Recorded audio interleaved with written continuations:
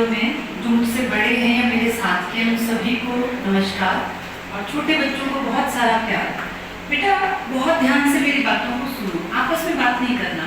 अभी तुम बहुत छोटे हो। जब हम छोटे थे ना, जैसे मुझे कई लोग कहते हैं कि आप बहुत अच्छा बोल पाते हो। पता है बोला कब जाता है? जब हम बहुत ध्यान से पहले सुनते हैं।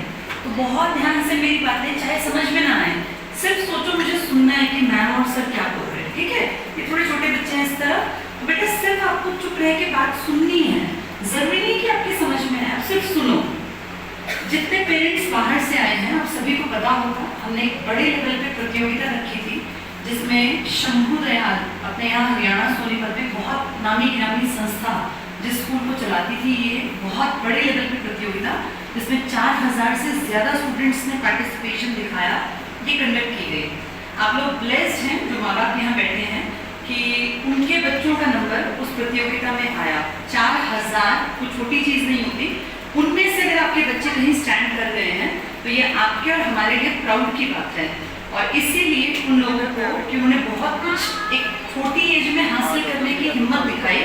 ये जो आप देख रहे हैं सामने घड़ियाँ रखी हुई हैं, ये घड़ी हम लोग पता है कब देते हैं? आप लोगों ने अगर सोशल मीडिया पे देखा हो तो हम ये घड़ी देते हैं उस स्टूडेंट को जो अपना समय बदलने की काबिलियत रखता है, या जिसने अपने जीवन के समय को अपने हाथ में कर लिया, अपने कंट्रोल में कर लिया। देखिए जीवन है, अप्स एंड डाउन्स आएंगे, बहुत बार परेशानियां भी आएंगी, लेकिन जितने बड़े लोग बैठे हैं वो इस बात से ज़रूर हामी भरेंगे कि अगर पैसा आपके पास है, काबिलियत आपके पास है, तो आपका बुरा समय भी आसानी से कट जाता है, कंपैरेटिवली आसानी से। जिंदगी को कभी कोई कंट्रोल नहीं कर सकता, लेकिन अगर मुसीबतें आए और आपका बच्चा जो आपका भविष्य है अब वो इंडिपेंडेंट ना हो, वो पैसे ना कमाता हो, तो वो मुसीबतें कई गुना बढ़ के सामने नजर आती हैं। मुसीबतें आए और बच्चा अगर वेल ऑफ है फाइनेंशियली, तो वो मुसीबतों को कहीं ना कहीं डट के सामने खड़ा होके और उस दौर को गुजार सकता है। इसीलिए ये बहुत ज़रूरी है कि बचपन से अपने बच्चे के अंदर कंपटीशन की एक फीलिंग डाल दें। देखिए एक ज़माना था, आज से मैं 40 साल 50 साल पुरानी बात करूँ, कि सबका काम चल जाता था, जो काबिल है उसका भी और जो नाकाबिल है उसका भी। क्योंकि एक परिवार में अगर सिर्फ एक बच्चा भी काबिल निकल जाता था तो उसके बाकी भाई बहन उसी के सहारे अपने जीवन को काट लिया करते थे। वो ज़माना था जब जॉइंट फैमिली हुआ करती थी और गांव में खेती करके अपना पेट पालना, एक तो भैंस रख ली, पूरा जीवन उसके सहारे कट जाएगा। लेकिन जिस पीढ़ी में आप और हम बैठे हैं, अब जो ये बच्चे हमारे बीच में हैं, अब दौर बिल्कुल बदल गया। अब ज़माना आ गया एडवांस्ड टेक्नोलॉजी का, कंप्यूटर का पूरा ज़माना आप देख रहे हैं हर चीज़ में। अब वो दौर चले गए जब अनपढ़ का अंगूठा छाप जो पुराने टाइप के लोग थे उनका भी चल जाता था। देखिए मैं ये नहीं कह रही हूँ कि वो कमज़ोर थे, समय के साथ समाज बदला है और आज ये बेहद ज़रूरी है कि हम सबके बच्चों के मन में बचपन से कॉम्पिटिटिव फीलिंग हो। क्योंकि आज से 10 साल बाद जब ये बच्चे कॉम्पिटिशन के वर्ल्ड में उतरेंगे, तब आप मान के चलिए कि 100% माँ बाप अपने बच्चों को पढ़ा लिखा के काबिल बनाने की सोच रखने वाले होंगे। जो यहाँ बैठे हैं 30 के 35 के 40 के, हम सबके पेरेंट्स वेल एजुकेटेड नहीं थे। मेरी खुद की माता जी भी ज़्यादा पढ़ी लिखी नहीं थी। हमारे ज़माने में कंपटीशन की फीलिंग बड़े होने पर अपने आप सर्कल से डेवलप होती थी। लेकिन आज आप देखिए हर माँ बाप चाहता है मेरा बच्चा नर्सरी क्लास से कि वो आगे रहे क्लास में, वो CCA में आगे हो, वो अपनी जेब से स्कूल की फीस से अलग पैसा पे करके कहीं स्विमिंग क्लास करा रहे हैं, कहीं हॉर्स राइडिंग करा रहे हैं, कहीं कोई इंस्ट्रूमेंट, म्यूजिकल इंस्ट्रूमेंट में गिटार या तबला या कॉन्गो बजाना सिखा रहे हैं। ये सब चीज़ें ग्रूमिंग का पार्ट बन गई। तो इतनी बदलते हुए समाज में अगर आपके बच्चे को आप कंपटीशन में नहीं रखेंगे तो ये फैक्ट है कि वो पिछड़ जाएगा। लेकिन इसका एक नेगेटिव इम्पैक्ट हमने क्या देखा अभी इन कुछ सालों में, आप अखबार पढ़ते हैं, सभी पढ़े लिखे पेरेंट्स हमारे बीच में हैं, कितने ऐसे बड़े बड़े शहर हैं, मैं किसी का स्पेशल नाम नहीं लूँगी, जहाँ हजारों लाखों की संख्या में स्टूडेंट्स जाते हैं, एडमिशन्स लेते हैं, लेकिन 1-2 साल बाद ही आप देखते हैं बहुत काबिल टैलेंट से भरे हुए बच्चे, कोई बेटी पंखे से लटकी हुई मिलती है सूचना में कि उसने रात में फांसी लगा ली, और कोई लड़का जो सुसाइड कर गया। जैसे ये सब चीज़ें मन पे कहीं ना कहीं नेगेटिव इम्पैक्ट डालती हैं और फिर फील होता है कि कहीं इस कंपटीशन के दौर में हमने बच्चों को रोबोट तो नहीं बना दिया।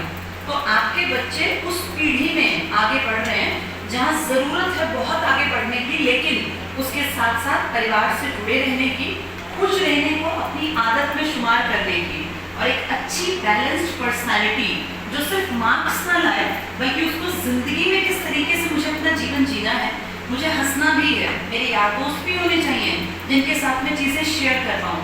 उसके सिर्फ फोन में 5-6 हज़ार फ्रेंड्स हैं, लेकिन रियलिटी में वो किसी के साथ अपने मन को शेयर नहीं कर पाता, तो फिर ये पीढ़ी एलिमिनेट हो जाएगी। जब आप और हम बुजुर्ग अवस्था में आएंगे ना, तो ये बच्चे कट ऑफ रहने लगेंगे। पेरेंट्स की सबसे बड़ी संपत्ति क्या है? ये बच्चे।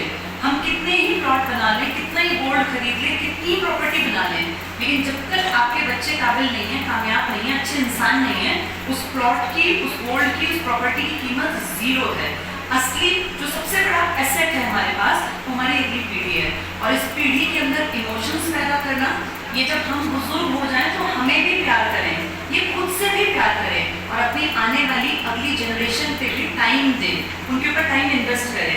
एक ऐसी पीढ़ी तैयार करना हमारा ICS में टारगेट है। और इसी सीरीज में हमने अपने यहाँ पर 2 साल तो एक एक्सपेरिमेंट के तौर पर ट्यूशन क्लासेस चलाई। इस साल से हम लोगों ने स्कूल लेवल पे पढ़ाई का कामकाज स्टार्ट कर दिया, और क्लास 4th से लेके क्लास 12th तक के स्टूडेंट्स हमारे साथ जुड़ गए हैं।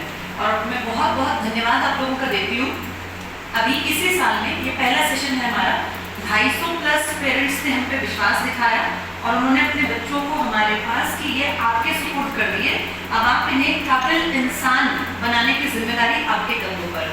तो हम ब्लेस्ड हैं, हम लकी हैं जो पेरेंट्स ने हम पे इतना विश्वास किया, क्योंकि हमारा स्कूल के क्षेत्र में, देखिए ट्यूशन और स्कूल तो अलग अलग बातें होती हैं। ट्यूशन पे क्या होता है, स्कूल में जो काम कर रहा है सिर्फ उतना भर कराना होता है, लेकिन अब इन 250 से ज़्यादा बच्चों की जिम्मेदारी हमारे कंधों पर है। इन्हें अच्छा इंसान बनाने के लिए जो ज़रूरत होगी, चाहे वो उनका भाषाई विकास हो, वो उनका सामाजिक विकास हो, वो उनका मेंटल डेवलपमेंट हो, इंटेलेक्चुअल डेवलपमेंट हो, या फिजिकल डेवलपमेंट हो, इसके लिए हम काम करेंगे। और मैं आशा करती हूँ कि ये बच्चे, देखिए एक चीज़ तो मैं बता दूँ, कई बार पेरेंट्स सोचते हैं कि बच्चे बहुत चिल्ला रहे हैं और ऐसे तालियां बजा रहे हैं, ये इस तरह से आवाज़ें कर रहे हैं, ये गलत है। मैं आपको बता दूं, ये खुश रहने का एक तरीका है, लेकिन ये समझ डेवलप करना हमारी जिम्मेदारी है कि कब उन्हें शोर मचाना है, कब उन्हें आज़ादी मिलेगी और कब उन्हें बात सुननी भी है।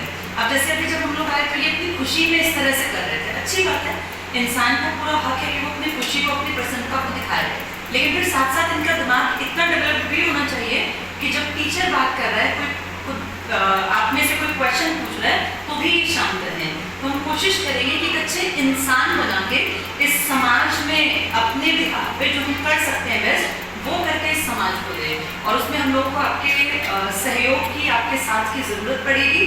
तो इसी उम्मीद में कि आप लोगों का ये विश्वास, ये प्यार, ये साथ, ये सहयोग ICS के साथ जुड़ा रहेगा, मिलता रहेगा।